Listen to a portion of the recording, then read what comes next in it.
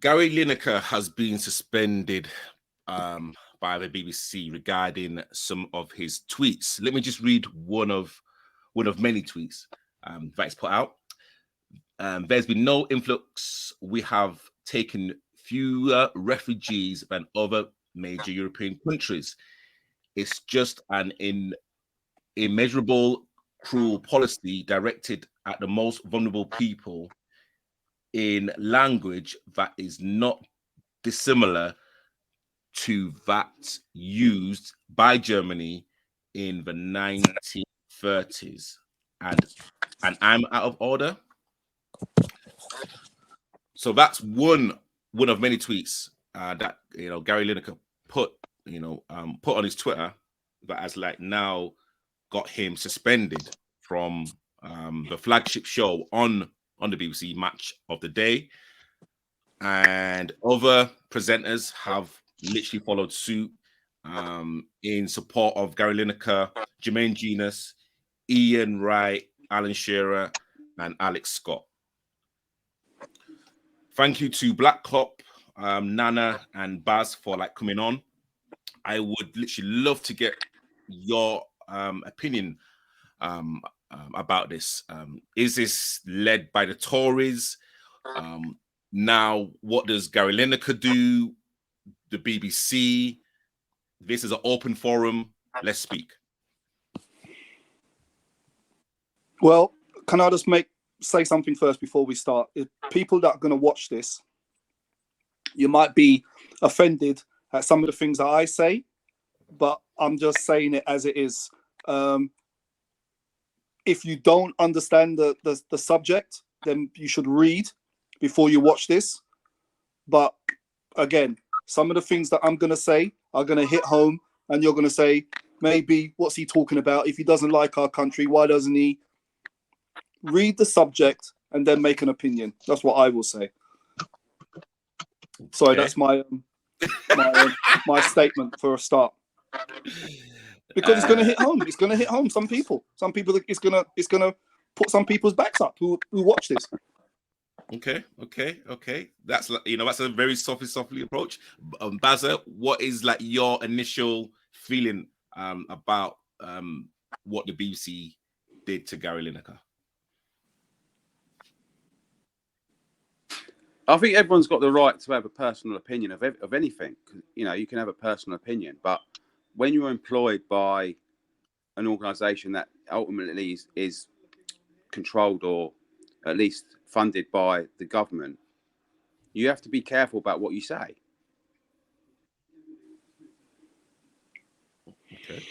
Okay. I can see Paul grinning and looking up and looking to the ceiling. Paul? No, Nana hasn't spoken. Okay. Nana hasn't spoken. Nana? I one, I'm not surprised, and two, I actually agree with Baza to an extent, because there is a code of ethics for any organization that you're in, and if you're employed by a particular company, you have to follow their code of ethics. Now, we will have to talk about that particular code of ethics where it tramples on the rights of free speech. Because if you shackle people and not let them say what they feel or how they feel, then it becomes an issue. So that would be my initial thoughts on the matter. Back to you, Paul. Well, I hear what you two are saying, but the BBC have made a big boo-boo on this, and for years to come, they're going to be suffering for this. Richard Sharp is the Prime Minister's ex-boss. Shouldn't be allowed. They had no problem when Lineker said his piece at the opening ceremony against Qatar, human rights. They had no problem with that, none whatsoever. They didn't even show the opening ceremony. If you're going to do it if you were going to do it now, you should have done it then. Simple. Paul, it wasn't against. Yeah, but Paul, it wasn't against his employer, though, was it? He's freelance. He's not employed by the BBC. He's freelance. Yeah, but that wasn't against his employer. He's employed by. Yeah, but he's not his employer. I think he's paid by the BBC, freelance. though, isn't he? Baz, he's freelance. He's not employed by the BBC. He's not a news editor, news reporter. He's freelance. And it wasn't on their website. It was on his own individual website. No, when he was at the World Cup, he wasn't, was he? He's freelance. No, I'm saying he's free. He was freelance at the World Cup. He's freelance. He's a freelancer. Yeah. He was freelance at He was freelance at the World Cup, and he's freelance now. Yeah. So literally, Gary Lineker is not employed by the BBC. He's not employed by the BBC. Yeah. He's not employed by the BBC. That's where they've made the big mistake. That's where they made the big mistake. That is a technicality, but I mean, as it stands, everyone around the public will see that he represents them, the BBC. That's what the public will see. The facts are the facts, Baz. Come on, you can't say, oh, the public. The facts are the facts. The guy's freelance. He's basically He's basically. He's freelance, but he works on the BBC mainly, doesn't he? He's freelance. His contract is completely different than the guy that reads the news at 10 o'clock at night. Completely different. Completely different. I bet his contract has provisos in it regarding his social media. So why did they say something against Qatar? That's got nothing to do with football. That's got nothing to do with sport. Because they don't employ. They don't pay his wages, do they? The BBC do. No, he was at the BBC. He was working for the BBC, and he made a statement about Qatar's human rights. That's got nothing to do with the World Cup. So why didn't they reprimand him for that? What I'm saying is the government. He's slagged off the government in effect, and they're the ones that pay his wages. When he was talking about when he was at Qatar, that wasn't nothing to do with the government, was it? That wasn't slagging off your employer. So you're saying the BBC pays wages? Or the government pays his wages? Well, via the BBC, yeah. But he's freelance. I think, don't you think we are missing the point here, Baza? Regardless of who pays his wages, a man should be allowed to say, as much as I agree with a code of conduct, you cannot shackle people. Yeah. And like Paul is saying, like Qatar, it was glaring for everybody to see in terms of their human rights violation everywhere. Yeah. And a lot of people had their say on it. A lot of people had their say on it. So if indeed people are allowed to talk about Qatar and not allowed to talk about the United Kingdom in terms of its foreign policy or whatnot, then what's the point? Exactly. Is it not being a bit hypocritical? Exactly. So I think when I was reading up on it, I was just thinking that as he's freelancing, he's asked them to be clear on his contract, so that, or especially the social media status, so that he can understand what he can say. No, he can't say X, Y, Z. He's not telling me, okay, you can do one because you don't necessarily employ me. I'm freelancing for you. So if you don't want me to do this anymore, then, or you want to shackle me in that you don't want to give me a voice to say what I feel, then I'm not doing it anymore. You understand? So I think I guess that's what's gonna be. But I think the BBC are wrong on this one. I think Gary Lineker is a very intelligent man, and he's like tweets, like he knows how to say things without saying them. They are very well written, and a lot of people have said, stick to sports. You was a former footballer, and literally you are a sports commentator, stroke pundit. Those people need to shut the hell up. You will literally not. Those people need to shut the hell up. Like that stupid a white journalist in America as well, telling LeBron James to shut up and drink. How do idiots like that get paid to sit on national TV and talk such nonsense? So he's a footballer, so he doesn't have a common sense. He doesn't have a brain. He doesn't have empathy for human rights. What nonsense! Exactly. That really winds me up. Sorry, that really winds me up. Exactly. Speak to football. It's Exactly. nonsense. Exactly. Look, this is an old trick. This is an old trick run in the election book of Donald Trump and the Conservatives. As someone said on Question Time, and it was a great statement the guy said, they cannot run 18 months now until the election. They cannot run on this election record that they've got. Everyone's feeling it in their pocket. They cannot. People ain't going to forget COVID, what happened, Boris the Clown, all these strikes. People ain't going to forget that. They got 80 months. They're going to get obliterated. So what do? Because we know there's a big portion of this country that are scared of people who don't look like them. We know that. So what do? Go back to that old familiar. They're coming to take your jobs, take your school places. And when they do that, it will divert them from the main issue of us not doing a good job. And if we run with that, they will put us back in power. Because they know the Labour aren't as strong on it as we are. We want to stop them, people who don't look like us. So we'll run with that now because everything else is failing. We can't run with that. We can't fight the unions. They're too strong now. So we'll run with the people who don't look like you. How come we're not saying Ukrainians are coming over here who are rapists and criminals? How come we don't use that rhetoric when we talk about Ukrainians? How comes? Do you know how much money has been put into like a Ukraine relief fund? I mean, it's like I keep on saying it's very hypocritical because when it comes to European countries and like I don't want to tell me that like people who look like us, but it is what it is. When it comes to European countries, they are quick to £1 billion here, £1 million there, but when it comes to people who look like us in terms of all the crises around the country in Nigeria, in Sudan, all over the world, what do you hear them do? Absolute fuck all. Excuse my French. Absolutely nothing. So this is, for me, this is just diversion tactics.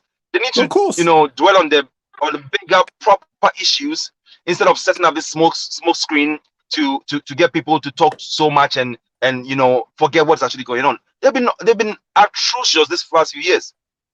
They've been absolutely atrocious. Were they not the same people who said that when we get out of Brexit, there's all this money which we are going to gain from the European countries, not supporting the NHS, billions of pounds. Were they not the same people who said that? Absolute rubbish. They were lying. Right now, they are saying that there's junior nurses, junior doctors. We are happy. Everybody's happy to clap for them instead of pay them what they are due. Pay them what they are due. They are spending money going outside the country to recruit nurses and doctors and whatnot. While that same money, over 400 million, they can use that in terms of the percentages. They can increase the wages of these junior doctors and nurses and still have some remaining. So it makes you wonder what's actually afoot here. Okay. And you know how many of these nurses look like us? Yeah. So I'd like your like response to what Paul and like Nana like just said. I mean, I said he's entitled to a personal opinion. I mean, everyone's entitled to their opinion. I just think that the Qatar thing is different to the government thing where he slagged off the government. So I just think you have to be careful. I think it's any government. I think it was if it was Labour and he slagged them off, I think he'd have to be careful because he appears to be works for the BBC, but now it's become clear he doesn't. He's a freelancer, so he doesn't work for them. But I mean, you just have to be careful about what he says. All I'm saying, he's entitled to a personal opinion. I'm not saying he's not. But you've just said you've just said you've got to be careful when you slag off the government. You do know Britain does business with Qatar government. So basically, during the World Cup open ceremonies, he was slagging off. No, of course he was slagging off the Qatar government that Britain does business with. So isn't that the same thing? Yeah, I know. You're slagging off a business. I You're, know. you're slagging off a business partner's government. We all know. We all know about the human rights. Don't go to the World Cup then. It's not a good. Yeah. Oh well, yeah, exactly. No, exactly. I mean, was he not? Would you not say then that he's hypocritical? But is it actually slagging off someone when you're saying the truth? No. But with the Katir thing, Is it actually slagging someone off when you're actually speaking the truth? With the Katir thing, I don't know what people were talking about it while they were there. We knew that 2-3 years ago, so that nothing's changed. We knew that. Yeah. So why are you waiting until you got there now and then you're still talking about it? Don't go. Don't go. Don't send your England team there. Stay at home. Don't put it on your TV. That's how you make a protest. Don't go there and then you want to talk about it. It's rubbish, man. Rubbish. Rubbish. Paul, was he wrong? Was he wrong for going? Of course, he was wrong to go. If you're gonna make a statement and you disapprove of it because he was talking about it, how can you go? Look at Neville. He got slaughtered. He's lost his credibility. Lost it completely now. He doesn't even talk about the government anymore because he went to Qatar and took money, and he was one of the biggest mouthpieces about it. I have to go there because really, you have to go there to see it. Why do you have to go there? But you're putting money in your pocket though from them. Lost your credibility. Sorry, don't go. That's why you never heard any footballers talk about it. Because if you're going to talk about it, if I don't like the shop down the corner, I'll go to the other shop. I can't go to the same shop, and if I don't like the owner, it makes no sense. Makes no sense. Do you think this like story again, like there's been multiple stories about the kind of corruption within football, and then within a few weeks everyone's forgotten about it. Everyone's kind of got moving on to the next story. Are we in do you think this is going to be the same situation with the BBC and the kind of Gary Lineker story?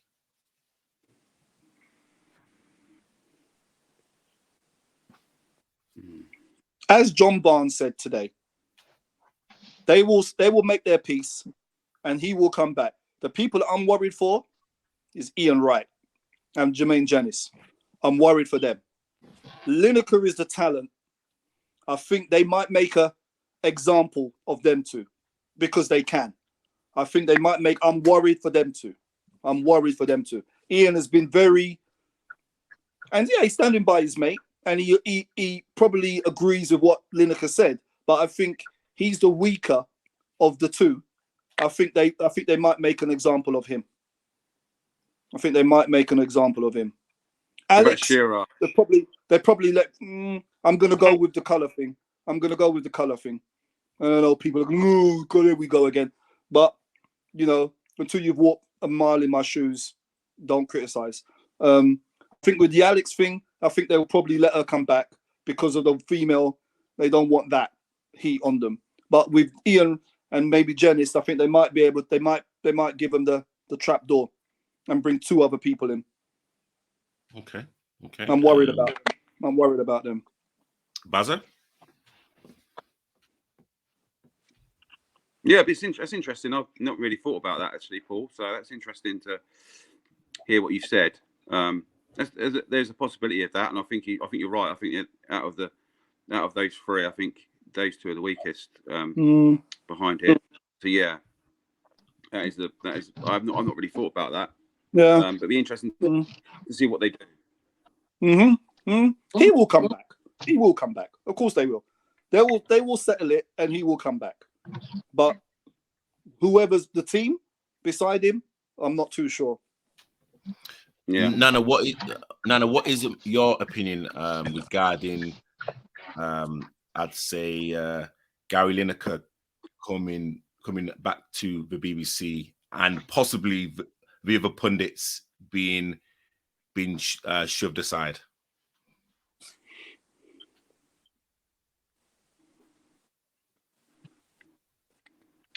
I expect him to be back. There's going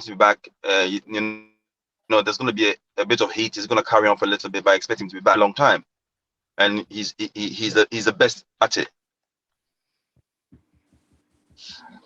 So yes, I expect him to be back. However, like Paul was saying earlier on, you know, the people who joined him in solidarity to not, you know, take over from him while the BBC sort themselves out, they are likely to be the ones who will Yeah. who may suffer. Yeah. Yeah. Okay. So let me just so literally let me We just need make this to. clear. So like Hello, you're can you hear saying me? that Yeah. yeah.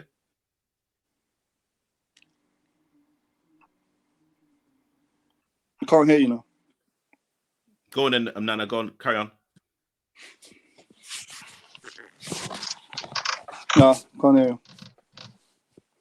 Okay, so literally, I just want to make this clear. So you're saying that Jermaine Genius, Sorry, go ahead. Alan Shearer, sorry, Ian Wright, they are literally below the pulpit, while Alan Shearer and Alex Scott and Gary Lineker will be A-OK. Is Listen, literally that what we're saying? BBC, listen, no major organization or boss likes mud on his face. They always like to win their battles. And sometimes they go around the houses to win their battles. They know that the talent is the one that always can get away with rubbish. Always can get away because you're the talent. And they will let you do majority of things until they can't. It's the others who aren't as much of a talent that sometimes the head boss and the organization will take their anger out on. And it might not be today, but I would believe that they will plot to. Ian Wright's been very vocal on what he was saying. And he's a freelancer as well. I'm sure he doesn't work for the BBC. I'm sure they're working a way of just maybe reducing his appearances on BBC until he's not appearing there at all. Because they don't forget. These people, they don't forget. They don't forget. As Nanas and Baz says, Lineker is the headpiece. They really can't. There's no one else to replace it. But the others, there's loads of pundits that can replace them too. Baz, what do you think the BBC have learned from this that whole situation? Well, have they? I don't know if they have learned anything yet. Well, I mean, you know, I think if like anyone watched Match of the Day yesterday, there's no commentary, there's no analysis, and probably some like people may even think the BBC may even run with this because again, it's like it could be more cost effective. Yeah, but it's not really what the show's about, is it? If they're going to lose viewing figures over that, I mean that's obvious. But I think what they could learn from it is that if they're employing freelancers, the freelancers should have the right to say what they want on their private accounts. They're not employed directly by the BBC. Therefore, why are they using BBC policy to tell them what they can and can't say? And you've got a lot of chinks in the armor. Your chairman donated 400,000 to the Conservatives. He's not very, and he's ex-Sunak boss. They're not very impartial, the BBC at the moment. You know, they're not very impartial. So you could say they're working for the Conservatives. If he had said something about Labour, he would have been on the TV last night. Why? Let me ask you this: why hasn't Alan Sugar been taken off TV? Look at the things he said about Corbyn when Corbyn was in the Labour Party before they withdrew the whip. Look at the things he said about those four guys on the beach, what they look like. Why hasn't he been taken off BBC? And there's been others. Karen Brady, she's been very upfront on certain things that she says. Why haven't they been taken off? It's a joke. It's an app. They've made a big boo-boo and they've lost credibility, BBC. Lost credibility completely. A question to everyone on the panel. Are you guys going to vote with your eyes and stop watching the BBC iPlayer and stuff on BBC?